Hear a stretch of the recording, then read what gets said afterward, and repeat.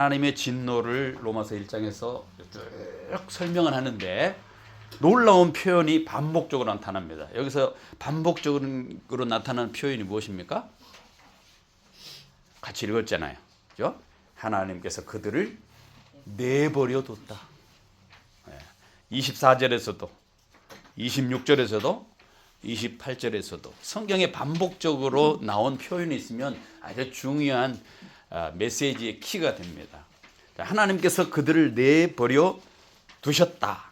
우리는 보통 하나님의 진노를 번개처럼 치고 태풍이 불어가지고 막 몰아치는 그런 심판 정도로 생각을 합니다만은, 그러나 오늘 본문에 보니까 하나님의 진노의 본질이 방치해 주는 거예요. 내버려 두는 거예요. 내버려 두는 거예요. 이게 무서운 겁니다. 우리가 생각할 때 하나님이 간섭하지 않는 것, 속 편하다, 이거 좋다, 이렇게 생각을 하는데 그렇지 않다는 거예요. 하나님이 간섭하지 않을 때, 하나님이 붙들지 않을 때, 하나님이 그대로 두실 때, 그것은 뭐냐? 하나님의 최고의 진노라는 거예요. 가만히 놔두는 거, 가만히 놔두는 거. 버려두시는 겁니다. 그게 가장 무서운 심판이에요. 우리가 자녀들을 훈계할 때 그러잖아요. 야, 이렇게 하면 안 돼, 안 돼. 근데 나중에 말을 안 들을 때 어떻게 돼요? 네 마음대로 해라. 그리고 나서 한참 고생하고 잘못했다고 깨닫고, 내가 잘못했구나 돌아오는 거잖아요. 마찬가지예요. 고집 부리고 말을 안 듣고 할 때 하나님께서 그냥 내버려두려고. 이게 가장 하나님의 진노 중에 큰 진노지요. 하나님은 번개를, 태풍을 쳐서 혼내주시는 것이 아니라 내어버려 두심, 그게 가장 두려운 심판 중에 하나라는 겁니다. 하나님을 떠나서 우상을 섬기는 죄가 얼마나 큽니까? 그래서 25절에 같이 한번 읽어봅니다. 그들이 하나님의 진리를 거짓으로 바뀌어서 피조물보다 조물주부를 더 경배하고 섬겼다, 이렇게 말하고 있습니다. 구속사적으로 보면 인간이 타락은 단순한 행위의 문제가 아닙니다. 죄가 뭐냐? 하나님을 알면서도, 우리가 앞서서 살펴봤듯이 하나님을 알면서도 영화롭게 해야 됨에도 불구하고 영화롭게 않게 하지 않는 것.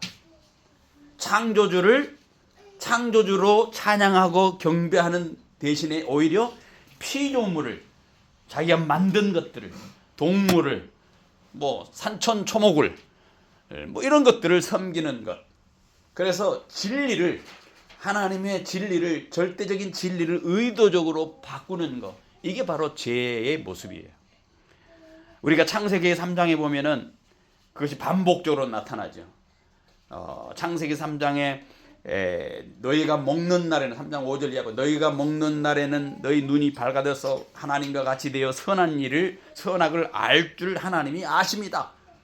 사탄이 꼬시는 거죠. 여자가 그 나무를 보한즉 먹음직도 하고 보함직도 하고 지혜롭게 할 만하고 탐스럽게 한 그 나무였다, 그렇게 표현하고 있습니다. 여자가 그 열매를 따먹고 자기와 함께 있는 남편에게도 주니 먹었다. 하나님처럼 되려고 하는 욕망, 하나님이 없어도 살 수 없는 착각을 하게 하는데 그것이 싹 넘어간 거예요. 이게 죄악의 모습이라는 거죠. 결국 인간은 하나님을 버리고 자기 자신들이 하나님의 자리에 올라갈 수 있다, 하나님이 될 수 있다, 지혜롭게 하나님 같이 되어 선악을 알 줄 알게 됐다라고 그렇게 생각하면서 이들이 그 선악과를 따먹는 그런 어리석음을 범하게 되는 거죠. 결국은 하나님을 버리고 하나님 자리에 자기 자신을 옮겨놓는 그런 어리석음을 범했습니다. 여기에 대해서 하나님이 심판을 하시는 것이죠. 오늘 본문은 그런 모습을 보여요. 그렇게 타락한 인간을 하나님께서 어떻게 하셨느냐? 심판하시는데 하나님이 세 단계로 심판했어요. 내버려 두십니다. 본문은 매우 구체적으로 하나님의 심판에 대해서 묘사를 합니다. 첫 번째, 내어버리는데 무엇을 내어버렸느냐? 내어버려 24절에 보니까 같이 읽어보면 24절 시작. 그러므로 하나님께서 그들을 마음의 정욕대로 더러움에 내버려 두사 그들의 몸을 서로 욕되게 하게 하셨으니. 첫 번째 내어버려두면요, 몸의 타락이에요. 몸의 타락. 정욕대로 더러움에 내어버려뒀다는 거예요. 몸이 욕망의 도구가 되게 인간의 존엄성이 무너지는 그러한 상태로 내어버려둔 겁니다. 여기 보니까 그러므로라는 단어가 아주 중요한 단어입니다. 왜 내버려 두었을까? 이유가 있겠죠. 25절에 보니까 이는 그들이 하나님의 진리를 거짓으로 바꾸었다고 말합니다. 하나님의 진리를 거짓으로 바꾸어 마땅히 섬겨야 될 하나님, 조물주보다 피조물을 경배하고 섬기는 것으로 나타난 이 어리석음, 진리를 바꿔버려서 삶이 무너진 겁니다. 하나님을 섬겨야 되는데 피조물을 섬기는 어리석음에 바뀌고 만 거죠. 그래서 진리를 바꿨기 때문에 삶이 무너지는데 그 나타나는 형태가 뭐였느냐? 결국은 24절에 그들의 몸을 서로 욕되게 하게 하였다. 서로 욕되게 했다. 그 몸을. 인간의 성적인 타락의 원인이 하나님의 진리, 절대 진리를 거짓으로 바꾸기 시작할 때, 그래서 창조주보다 피조물을 더 경배하고 섬겼을 때 나타나는 현장이 뭐냐? 몸의 타락이라는, 몸의 타락, 육신의 타락입니다. 그래서 사람은 믿는 대로 살아가요. 하나님을 믿고 창조주를 믿으며 그렇게 살아가는데 잘못 믿으면, 진리를 바꾸어 다른 것을 믿게 되면은 잘못 살게 되어 있다라는 겁니다. 여러분, 우리가 내비게이션 잘 알죠? 운전할 때 내비게이션을 딱 있는데 어떤 사람들은 야, 내비게이션 필요 없어, 내비게이션을 딱 끄고 운전을 합니다. 처음에는 잘 가는 것 같아, 잘 안다고. 그런데 결국 가다 보면 엉뚱한 데 도착을 합니다. 문제는 이 사람이 운전 실력이 없어서 그런 게 아니라 잘 알고 있다고 착각하고 가다 보니까 엉뚱한 데로 가는 거예요. 마찬가지라는 게, 우리 인생도 마찬가지라는 겁니다. 이 세상은 우리로 향하여서 우리에게 네 욕망을 따라라, 네가 소원하는 것을 따라라, 네가 기준이지 성경의 기준이 아니야. 네가 좋으면 그것이 착한 것이고 선이고, 네가 원하면 그것이 절대 선이다, 이렇게 우리에게 부추긴다는 거죠. 그래서 우리의 성경은, 우리 이 세상의 풍조는 내 욕망을 따라라, 네가 기준이다, 네가 원하는 것이 착한 것이다, 이렇게 우리에게 부추기지만, 그러나 성경은 말합니다. 욕망이 기준이 될 수 없다. 우리 자신이 기준이 될 수 없다. 하나님의 절대 진리가 있다라는 거예요. 그것을 잃어버리면 하나님께서 그들을 내어버려 두심의 심판에 이르게 된다. 타락하게 된다. 몸이 타락하게 된다는 거죠. 두 번째 또 내어버려 두심이 있습니다. 26절에 보니까, 26절, 27절에 보니까 관계의 타락이 일어납니다. 26절, 27절 읽어봅니다. 시작. 하나님께서 그들을 부끄러운 욕망에 내버려 두셨으니 곧 그들의 여자들도 순리대로 쓸 것을 받고 영리로 쓰며, 그와 같이 남자들도 순리대로 여자 쓰기를 버리고 서로 향하여 음욕을 불릴 듯하며, 남자가 남자와 더불어 부끄러운 일을 행하여 그들의 그릇 때문에 상당한 보응을 받았느니라. 여기 보니까 부끄러운 욕심에 내버려 두는 거예요. 관계의 타락이.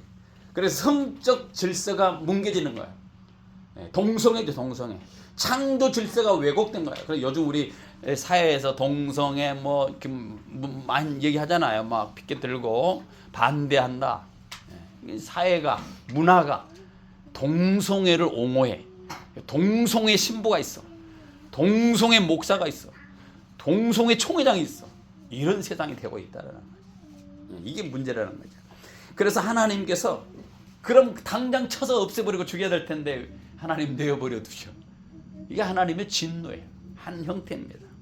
하나님께서 그들을 그 부끄러운 욕심에 내어버려 줬다. 성경은 내버려 두었다 이렇게 말을 하고 있습니다. 이 부분은 단순 도덕적인 문제가 아닙니다. 창조 질서를 붕괴하는 일이 벌어진 거죠. 그죠? 아버지가 아버지라고 자녀가 아버지를 아버지라 부르고 어머니를 어머니로 부르는데, 똑같은 남자한테 아버지, 똑같은 남자한테 어머니 이렇게 부를 수 없잖아요. 창조 질서의 붕괴입니다. 하나님을 떠나면 인간은 구조 자체가 무너지게 되어 있잖아요. 그래서 동성애 반대 집회를 하고, 그렇게 하면 안 된다 얘기를 하고, 성경은 그 창조 질서를 분명히 성경에다 새겨 놓았습니다. 26절에 보니까 이 때문에 하나님께서 그들을 부끄러운 욕심에 내어버려 두었으니, 하나님께서 이 불경한 일을 사람들이 그 정욕대로 사도록 그냥 놔둔 거예요. 바울은 이러한 정욕을 가르쳐서 뭐라고 얘기하냐면 부끄러운 정욕이라고 해요. 부끄러운 정욕. 그 이유는 우리가 정욕을 쫓으면 수치스러운 결과를 가져올 수밖에 없다라는 거예요. 하나님을 떠나 정욕을 쫓는 사람은 누구든지 수치스러운 삶을 살 수밖에 없다는 겁니다. 하나님을 버리고 정욕을 쫓아가는 사람은 이성 간에 서로 부적절한 관계로 맺게 될 수밖에 없다는 거예요. 하나님을 아는 사람 그럴 수 없어요. 여자들은 하나님이 세운 자연적인 원칙을 거스려 성적으로 부패한 행동을 했습니다. 그래서 사도 바울도 특히 왜 여기서 여자에 대한 언급을 하고 있느냐면 바울 당시 여자들이 성적 문란이 굉장히 심한 타락한 그런 상태였습니다. 그래서 당시 여성들의 성적 문란은 가정과 사회 그 여러 가지 중대한 혼선을 가져왔다라는 거예요. 그래서 27절에 그렇게 얘기를 하고 있는 겁니다. 그와 같이 여자들이 문제다라는 거죠. 부끄러운 일을 그렇게 순리대로 쓰고 영리로 쓰고 있는 게 문제다 꼬집었다라는 거죠. 그리고 27절에 똑같이 남자들도 문제라 이 말이다. 남자들도. 이래서 역시 마찬가지로 성적인 범죄는 남자의 경우도 마찬가지라는 거예요. 여자뿐만 아니라. 하나님은 남자와 여자를 만들 때 남자와 여자로 서로 사랑하여 가정을 이루게 만들었는데 남자들은 하나님을 떠나 정욕을 쫓는 일, 그 결과 질서를 바꾸고 깨뜨리고 있다는 겁니다. 남자들은 남자가 아니라 같은 남자를 보고 성욕이 불릴처럼 일어났다 그 말이에요. 이러한 동성애 연애는 사도 바울 당시 로마에 아주 만연됐다고 하는 것이죠. 지금 로마에 있는 성도들에게 지금 편지를 로마서 쓰고 있는 거 아닙니까? 그들에게 얘기하는 거예요. 그들에게. 이러한 동성연애가 로마 당시에 만연됐기 때문에 흔히 주위에서 볼 수 있는 현상이기 때문에 그들을 지적하고 있는 겁니다. 하나님의 영광을 피조물에게 돌린 사람들은 그 형벌이 이성에게 이렇게 끌리는 것이 아니라 동성에게 끌리는 정상적이 아닌 비정상적인 그런 행동을 보이게 되어 있다는 겁니다. 이것은 하나님이 그들이 한 그 불경한 행동에 대해서 합당한 그러한 보응을 내리는 결과라는 겁니다. 하나님을 떠난 사람들이 할 수 있는 보응은 남자가 남자를, 여자가 여자를 이렇게 취하는 그런 잘못된 것으로 빠지게 되어 있다는 겁니다. 그래서 하나님은 하나님께 합당한 경배를 돌리는 사람은 진리로 인도해 주지만 하나님 대신 피조물을 섬기는 사람들은 비정상적인 삶을 살도록 그냥 놔두는 거예요. 놔두는 거예요. 이게 이상한 거 아니야. 저렇게 저 짓을 하고 있는 게 이상한 게 아닌 거예요. 사도 바울 당시에 동성연애가 얼마나 많이 있었느냐. 그때 당시에는 이성을 비정상적으로 생각하고 동성이 아주 만연한 그런 시대였습니다. 그러니까 이 비정상적인 일을 방임하고 그에 대해서 그렇게 보고 있는 그런 견해들, 그 당시에 그 세상의 흐름들을 보면은 하나님께서 그것도 그들이 행한 불경건에 대한 보응이었다는 게 보응. 그 결과 사람들은 정욕에 넘어져서 가공할 만한 방탕한 행동을 하게 되었다라고 하는 것이죠. 이것이 바로 사도 바울이 오늘 여기 18절에서 말씀한 겁니다. 이것은 어떤 것이냐? 하늘로부터 나타나는 하나님의 진노였다. 하나님의 진노가 바로 그렇게 나타나고 있다는 겁니다. 우리에게 나타나는 온갖 부정적인 윤리적인 타락 현상은 인간이 하나님에 대한 반역에 대한 결과라는 거예요. 많은 이러한 문제들, 그죠? 사탄이 지배하는 이 많은 그러한 유혹하는 것들, 타락 이후에 펼쳐지는 모든 아픔, 상처들 다 왜 이렇게 나? 하나님의 절대 진리를 순종하지 않냐고 거부한 데서 오는 반역의 결과들로 오는 결과물이에요. 그런 죄책감 우리가 누리고 있다는 거예요. 그런 죄책감을 가지고 세상에 사람 다 살아가고 있다는 거예요. 오늘 또 본문에 보니까 세 번째 버려두심이 있습니다. 28절에 보니까 마음의 붕괴라는 게, 마음이 타락하게 됐다. 같이 읽어보면 28절 읽습니다. 시작. 또한 그들이 마음에 하나님 두기를 싫어하며 하나님께서 그들을 그 상실한 마음대로 내버려 두사 합당하지 못한 일을 하게 하셨으니, 상실한 마음, 버림받은 정신에 내어버려 두었다는 거예요. 옳고 그름을 판단하지 못합니다. 양심이 마비됐어. 뭐 해도 그것이 나쁜 짓을 몰라. 나쁜 짓인지 몰라. 왜 그럴까? 그들이 하나님을 마음에 두기 싫어했다는 거예요. 여기에 가장 무서운 일이 일어납니다. 하나님이 그들이 상실한 마음대로 내버려 둬버린 거예요. 옳고 그름에 대한 흐름이 그 판단이 없어. 흐려졌어. 죄를 죄로 느끼지 못해. 사람을 죽이고 깍깍깍거려. 아, 이게 잘했다고. 이게 죄가 가져다주는 그런 결과들이 모습이라는 거예요. 진리를 거부하는 모습이 나타나. 하나님이 어디 있냐 말이지. 하나님을 두기 싫어해. 하나님 두기 싫어해. 왜 그걸 인간이 최고지. 인간이 존엄하지 뭐가 갖고 종교를 찾고 하는 약한 사람들이 하는 짓이다. 이렇게 하면서 하나님을 두기 싫어한다. 그러면서 진리를 거부하고 더 무서운 것은 틀렸다는 사실조차도 몰라. 자기들이 그렇게 하는 것에 대해서 잘못이다. 이것이 잘못된 행동이다. 그걸 모른다는 거. 이게 상실한 마음의 모습입니다. 하나님의 세 번째 내어버리심이 바로 그거. 마음이 붕괴. 사람들은 자기 마음에 하나님 두기 싫어했다는 말은요, 하나님을 가치없게 여기고 가치없게 생각했다는 겁니다. 창조주 하나님을 하나님으로 알고 섬기고 예배하고 찬양해야 되는데 그런 것에 대해서 가치없는 일로 여겼다는 거예요. 그래서 여러분들이 교회 가자고 전도하면 사람들이 그러죠. 뭐 가냐. 모르기 때문에, 하나님에 대해서 가치를 모르기 때문에, 자기가 우선이기 때문에 자기 일에 바쁩니다. 그러므로 그들은 하나님께서 하나님을 알거나 섬기는 일을 거부하고 관심 안 가지려고 해요. 코로나 이후에 많은 사람들이 이러한 지병에 빠져 있습니다. 하나님을 거부해. 뭐 교회 뭐 그까지 나가냐? 안 나가도 다 되더라. 이렇게 생각한다는 거예요. 예, 사람은 경제적인 문제, 삶의 문제에 관한해서 아주 민감하게 반응합니다. 주식이 올라가고 누가 집을 사고 자동차가 올라가고 기름값이 올라가고 막 엄청나게 거기에 대해 관심을 보이는데 하나님에 대해서는 무관심. 없는 것처럼, 아닌 것처럼 지워버리려고 합니다. 이게 문제라는 거야. 그래서 사람들이 마음에 붕괴되어서 마음속에 하나님 두기를 싫어한다. 이게 뭐냐? 상실한 마음, 상실한. 그냥 버려뒀다는 거예요. 상실한 마음은 무가치한 마음, 버림받은 마음, 합당치 못한 마음, 이런 것인데 하나님을 아는 것을 무가치하게 생각하기 때문에 하나님도 그들을 가치 없는 것처럼 방임해요. 버려둔 거예요. 버려둔 거. 이게 심판이라는 거예요. 버려둔 것, 하나님께 버림받아 무가치한 것을 쫓는 부적절한 마음의 상태, 상실한 마음. 사람의 본분에서 벗어난 일을 하게 될 수밖에 없겠죠. 그죠? 하나님을 떠나면은 사람이 기본적으로 할 것을 안 할 수밖에 없다는 거예요. 이게 상실한 마음이기 때문에 그래요. 그것이 어떻게 저럴 수 있지?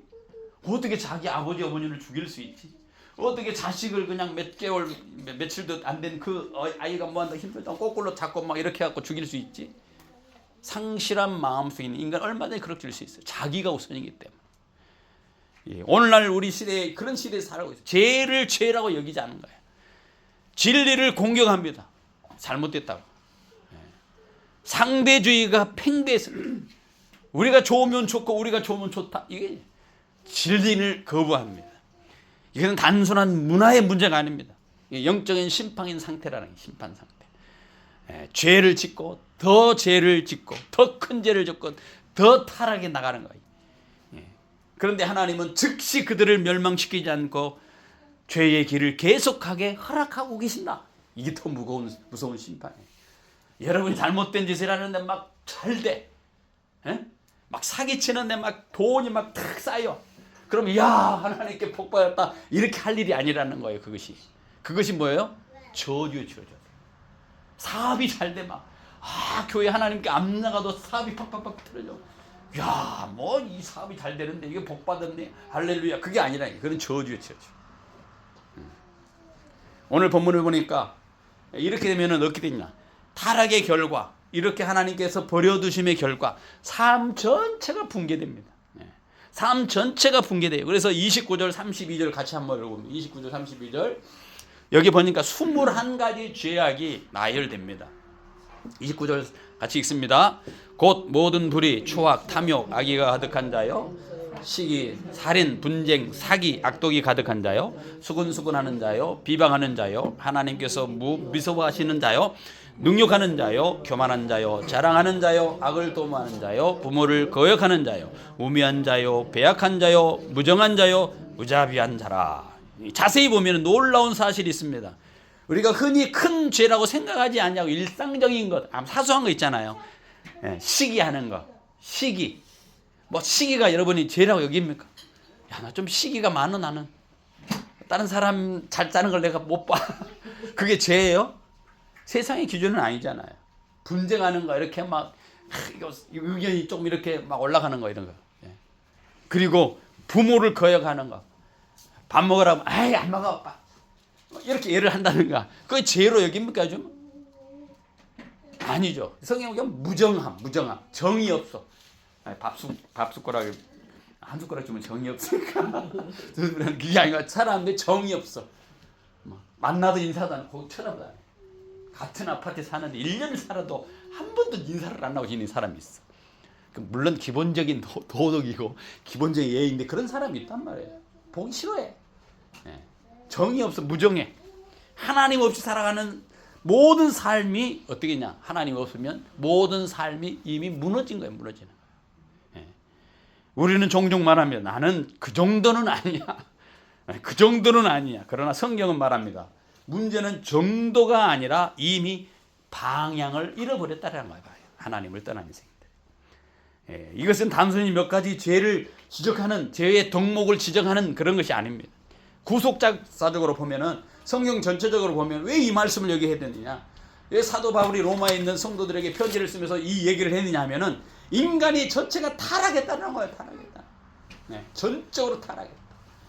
관계가 무너졌다는 거. 사람의 관계, 뭐죠? 주종의 관계, 부모의 관계, 대물 관계, 대인 관계, 모든 관계, 하나님의 영적인 관계 전부 무너졌다는 거예요. 그래서 하나님과의 관계, 사람과의 관계, 자기 자신과의 관계도 다 무너져서 스스로 회복할 상태가 없다. 상태가 아니다. 그걸 얘기하고 있는 거예요. 로마에 있는 성도들에게 편지하면서 인간이 하나님을 떠나면 하나님의 진노 아래에 있는 인간은 어떤 상태냐? 하나님을 향해서, 사람을 향해서, 또 자기 자신에게도 그런 절망적인 상태라는 거예요. 복구할 수 없어. 희망이 나오는 눈꼽만치도 찾아볼 수 없는 그런 상태에 놓인 것이 바로 뭐냐? 하나님의 내버려 둠의 진노 아래에 있는 인간의 실태고 작패다 그 말이에요. 작패다 그 말이에요. 바울이 사람들이 하나님의 버림받은 사람의 결과를 행하고 있는 그런 모든 것에 대해서 합당하지 못한 일들이라고, 합당하지 못한 일들을 구체적으로 언급을 하잖아요. 합당하지 못한 일들이 뭐냐? 막 이렇게 앞서 언급하는 건 뭐 이제 곧 불의, 뭐 초악, 탐욕 쭉 언급하잖아요. 이것을 몇 가지로 크게 분류할 수 있습니다. 첫 번째, 윤리적으로 악하다는 거예요. 악하다는 거예요. 29절에 바울은 하나님이 버려두신 받은 결과 윤리적으로 어떻게 악하느냐? 불의, 잘못되고 거짓된 일, 부정한 일이나 비행, 하나님의 기준을 무시하고 내 방식이 옳다고 우기는 그런 것이 뭐냐? 불의예요. 불의. 여러분에게 있습니까? 두 번째, 추악. 윤리적으로 약한 게 추악이 있어요. 추악은 윤리적으로 더럽고 깨끗하지 못한 일, 겉은 멀쩡해도 속은 남을 해칠 궁리로 가득 찬 악마적인 상태. 이게 뭐냐? 추악이야. 탐욕이 있습니다. 탐욕. 분에 넘치는 욕심과 탐심, 더 많이를 외치고 돈을 하나님보다 더 의지하는 소유욕, 그것이 뭐냐? 탐욕이에요. 탐욕. 야, 나는 탐욕이 없어요. 하나님보다 돈을 더 살아가면 그 탐욕입니다. 예? 악한 뜻, 상대방이 안 되기를 바라고 골탕 먹이려는 그런 심보, 이런 것이 윤리적인 악함이 가득하게 나타난다는 거예요. 첫 번째로. 두 번째로 뭐냐? 이 사람들은 뭐냐? 다툼과 분쟁을 시작했다. 29절에 그렇게 표현해요. 29절에는 바울은 하나님의 버려두심을 받은 사람의 상태는 뭐냐? 다툼과 분쟁이 일어나는데, 첫 번째 시기, 질투, 남이 잘 되는 꼴을 못 보고 배 아파하는 마음, 이 시기예요. 시기. 그 다음에 살인, 다른 인격을 해치는 겁니다. 실제로 손에 피를 묻히는 것뿐만 아니라 마음으로 저주를 하는 것도 살인이에요. 살인. 그죠? 살인. 그 다음에 분쟁, 다투기를 좋아하는 성품입니다. 내 이익을 위해서 편을 가르고 공동체를 싸움터로 만드는 분쟁자들이 있어요. 그래서 야, 목사 나가라, 우리는 장로파다. 교회에서도 분쟁이 있단 말이에요. 문제라는 거지. 사기, 거짓으로 남에게 해를 입혀서 이익을 취하는 것, 거짓말로 남을 속이고 배신감을 주는 행위, 이제 바로 사기치는 거예요. 사기꾼이 얼마나 많습니까? 그렇죠? 악독, 남을 해치려는 마음, 성질이 간악해서 남에게 독한 상처를 주는 태도로 가득 찬 존재가 되었다. 다툼과 분쟁의 존재들이 되었다. 성경이 얘기하고 있습니다. 또 다른 부류가 있습니다. 하나님을 버림받은 사람은 이기적이고 자기중심적인 인간이 되었고, 그러므로 서로 질투하고 죽이고 싸우고 남을 속이고 해치려는 마음이 가득하여 살아가는 존재가 됐을 뿐만 아니라, 또 다른 형태는 언어적으로 타락해서, 언어 잘 들어보세요. 언어 29절에 언어적으로 29절 같이 한번 읽어보면, 29절 시작. 추악, 탐욕, 악의가 가득 찬 자요, 시기, 살인, 분쟁, 사기, 악독이 가득한 자요, 수군수군 하는 자요. 보세요. 여기 하나님의 언어적인 버려주심에 있는 사람들이 나타나는 언어적인 타락이 뭐냐? 수군수군한데, 수군수군. 수군수군하는 거. 야, 그럼 그렇대. 아, 저 인간이 그렇대. 아, 그럼 난 저런 사람인 줄 몰랐어. 아, 뭐 진짜 알고 보니까 그런 사람이야. 은밀히 남을 모해하고 중상하는 그런 모습. 뒤에서 남을 흉보는 것. 요즘은 뭐라 하냐? 그렇다더라, 가더라. 통신을 퍼뜨리는. 아, 어떤 연예인 밥 못 봐. 야, 저희는 이혼을 3번씩이나 했대. 뭐 그런 거 있잖아요. 또 어느 정도 비방하는 거, 비방. 성경 비방이 뭡니까? 중상 뭐라 해요? 대놓고 남을 헛들고 악담을 퍼붓는 자들이 욕을 하고, 그죠? 그런 존재가 되었다는 거예요. 하나님께서 정욕에 방임한 결과, 이 정욕에 따라서 썩어진 상태에서 놓여 있는 인간들을 하나님이 그렇게 내어 두는 결과 어떻게 되느냐? 혀와 언어가 타락하게 돼. 말이 거칠어져. 말이 타락하게 됐어요. 그들은 거룩한 말을 해야 할 입으로 남을 중상물하게, 칭찬해야 될 말은 남을 욕을 해. 남에게 유익을 주는 말을 대신에 상처를 입히는 말을 해. 이게 다 뭐냐? 타락한 결과들이에요. 우리는 근데 교회에서 어떻게 해야 돼? 막 그렇게 해야 될까요? 회복해야 돼요. 그 다음에 또 있습니다. 또 하나는 행동이 있어요. 신성모독과 교만입니다. 30절에 같이 있습니다. 30절 시작. 비방하는 자요, 하나님께서 미워하시는 자요, 능욕하는 자요, 교만한 자요, 자랑하는 자요, 악을 도모하는 자요, 부모를 거역하는. 여기 보니까 신성모독과 교만이라는, 하나님의 버려두심의 결과 사람들은요, 하나님을 미워하는 거예요. 하나님을 조롱하고 거역하고 반항하는 자, 하나님에 대해서 대적하고 무시하는 교만의 극치. 하나님이 어디 있냐 말이죠. 내 자신을 믿으라. 어떤 그런 말이 있잖아요. 예전에 하나님이 여기 있으면 나한테 1시간만 하나님 보여줘라, 내가 하나님 믿겠다. 그러니까 어떤 분이, 아무 사람이 대답을 못해요. 저기 어떤 한 분이 딱 나타나가지고, 만약에 하나님이 안 계셨으면 당신은 바로 죽었을 겁니다. 하나님이 계시니까 오래 참고 계셔서 당신이 지금 살아있는 걸로 알고 있십시오. 이랬다는 거예요. 네. 하나님이 계신데, 하나님이 오래 참고 계시는 하나님이라는, 지금 만약에 그런 하나님이 아니었다면 당신은 지금 바로 죽었을 것이다. 그리 알고 있어라. 하나님이 왜 안 계시냐? 계시다는 얘기예요. 하나님을 미워합니다. 인간이 가진 그 행동으로 남을 깔보면서 인권을 유린하는 무례한 능욕도 합니다. 능욕하는 자라고 했어요. 능욕. 또 교만한 자. 내가 누군데 너네들이 그러느냐? 내가 누린데. 자신을 높이는 태도죠. 자랑합니다. 자랑. 헛된 것을 추구하며 잘난 체 하는 거예요. 교회에 잘난 체 하는 사람 많아요. 그죠? 신앙생활을 오래 하는 사람일수록 조심해야 돼. 잘난 체. 어떨 때 보면 목사님보다 더 잘난 체. 그게 문제래. 이게 문제라는 거예요. 자랑하는 거 안 돼. 악한 일을 계획한다면, 악한 일을. 악을 창작을 하면서 어둡게, 세상을 어둡게 만들려고 하는 정교한 악한 짓을 연구하는 자들을 말합니다. 뿐만 아니라 부모와 그 권위를 거역하는 자, 효도를 하지 않아, 불효하는 자. 이게 다 뭐냐? 하나님의 버림받은, 하나님의 내버려둔 당한 사람들에게 나타나는 거예요. 하나님을 미워하고 모독하고 교만하고 오만하고 이런 인격을 가진 사람이라. 이래서 이런 존재가 되고 말았다. 또 있습니다. 저질스러운 행동을 하게 된단 말이죠. 31절에 같이 한번 읽어보면 시작. 우매한 자요, 배약한 자요, 무정한 자요, 무자비한 자요. 여기 사람들이 하나님의 버려두심의 결과가 어땠냐? 우매하다, 미련하여 도덕적으로 저질적이라는 거예요. 영적으로 깜깜해서 하나님의 은혜도 사리 분별도 못한다. 미련하다, 우매하다.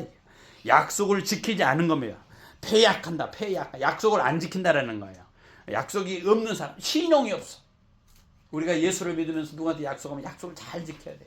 왜 그럴까요? 예수 믿는 사람은 약속을 지키는 약속의 사람다. 하나님도 우리에게 약속을 하고 우리 약속을 지키는 사람. 그런데 신용이 없어.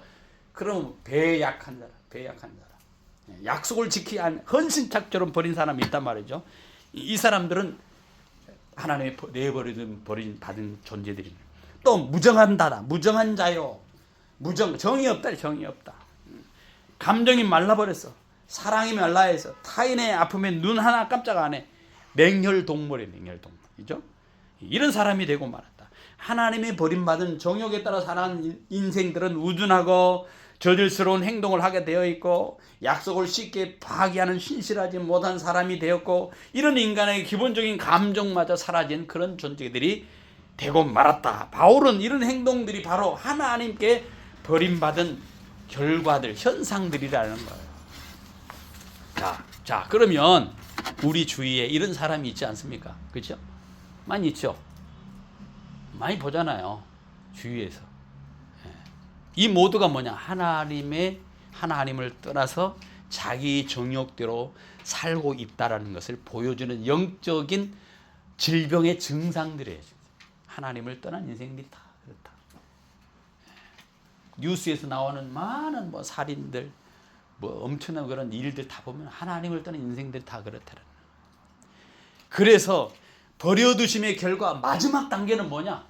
오늘 본문에 보니까는 더 죄를 즐기는 거야. 32절 이제 될 대로 되라 그 말이. 32절 같이 한번 읽어봅니다. 시작. 그들이 이같이 일을 행하는 자는 사형에 해당된다고 하나님께서 정하심을 알고도 자기들만 행할 뿐만 아니라 또한 그런 일을 행하는 자를 옳다 하느니라. 이거 보죠. 그런 일을 행하는 자를 옳다 여긴데. 야, 잘한다. 그래, 그렇게 해야지. 저는 가끔 운동할 때 보면 어떤 분들이 막 사람 막 때리고 발로 차고 막 하는 거 뭐라 하지 없다가 격투기 UFC라고 그러잖아. 그걸 막 하나 막 니에다 넣고 막 발로 밟고 막 얼굴에 막 피가 줄줄 방방 거기에 낭자해 잉애가. 그 뭐 죽을 때까지 막 때리는 거야. 인정사정 볼 것 없어. 이쪽에서 야 박수 치고 있어. 그걸 즐겨. 투견 있잖아. 투견. 개 싸움 보셨어? 개 싸움? 우리 시골에서 닭 싸움을 많이 해서 닭 싸움. 닭에다 목에다 물 묻혀가지고 입에다 얼굴에다 찬물 묻히면 목이 쫙 이렇게 이제 닭 여기 목덜미가 이렇게 막 털이 쫙 이렇게 올라와요. 그럼 발에다가 이렇게 탁 찬물 해가지고 닭 싸움 하게 한단 말이에요. 그럼 막 닭이 처음부터 자기들끼리 안 싸웠는데 싸움 붙이면 싸우는 막 왔다 갔다 이렇게 하면은 서로 이렇게 왔다 갔다 하면 이제 싸움 붙이면 막 목에 피가 날도록 싸워. 한 닭이 막 거의 꼬라지가 죽을 정도로 가서 줘야 돼. 이게 포각성이에요. 죄를 그걸 즐기는 거예요. 사람들이. 이게 심각한 단계입니다. 죄가요. 이런 거예요. 죄를 짓는다. 죄를 죄인 줄 안다. 세 번째, 계속 짓는다. 더 나아가 죄에 대해서 동의한다. 죄의 최종 단계는 뭐냐? 죄를 정당화해. 이건 아무것도 아니야. 이거 오락이야. 이렇게 만드는 거야. 이건 죄가 아니야. 다 해. 나 말고들은 다 한다니까. 이거는 죄가 아니야. 이렇게 정당하는 거예요. 여러분, 우리가 21가지 목록을 들으면서 여러분 어떤 생각이 듭니까? 나는 살인이나 사기는 안 쳤으니까 괜찮다. 이런 생각이 듭니까? 우리 중에 뒷담화 한 번 안 하고 시기 질투 한 번 안 해본 사람이 누가 있겠습니까? 사도 바울은요, 이 지독한 목록을 쫙 펼쳐놓는 이유가 뭐에 있냐 말이죠. 우리를 겁주려고 이렇게 쭉 이렇게 21가지 제약을 열고 했을까? 그건 아니라는 거예요. 너희들은 다 사역감이다. 너희 힘으로는 절대 여기서 빠져나갈 수 없는 본질상 진노의 자녀들이다. 이것을 알려주기 위한 거예요. 그 사실을 깨달으라는 거예요. 하나님의 진노 아래에 있는 사람들은 다 사역감이다. 도저히 너희 힘으로 그 진노에 벗어날 수 없다.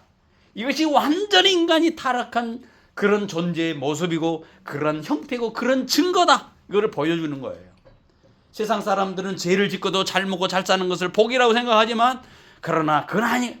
하나님께 회개할 기회조차 없이 그걸 멸망으로 달려가도록 내어버려 두시는 것, 그것이 얼마나 큰 무서운 하나님의 심판이냐. 내어버려 두심. 내어버려 두심.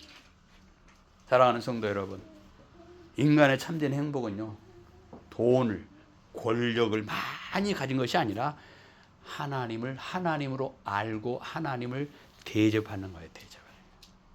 하나님을 하나님으로 대접해 드리는 거예요.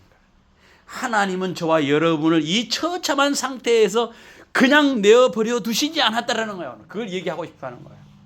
독생자 예수 그리스도를 이 땅에 보내주셔서 21가지의 그 독초를 십자가에서 다 뽑아내어 주셨다. 그걸 얘기하려고 하는 거예요. 이게 바로 뭐냐? 이 구속사에서 필요한 복음이 왜 필요한지를 설명하고 있는 겁니다. 이 절망으로 끝나지 않는다. 우리 존재는 오히려 복음이 여기서 드러나게 된다. 인간은 스스로 하나님께 돌아갈 수 없어 이미 내어부려 두시는 그 상태에 있는 존재들이다. 그러나 하나님께서 예수 그리스도를 이 땅에 보내주셔서 다시 우리를 건져주시는 분이시다. 하나님이 끝까지 내어버려 두심에 있지 않다.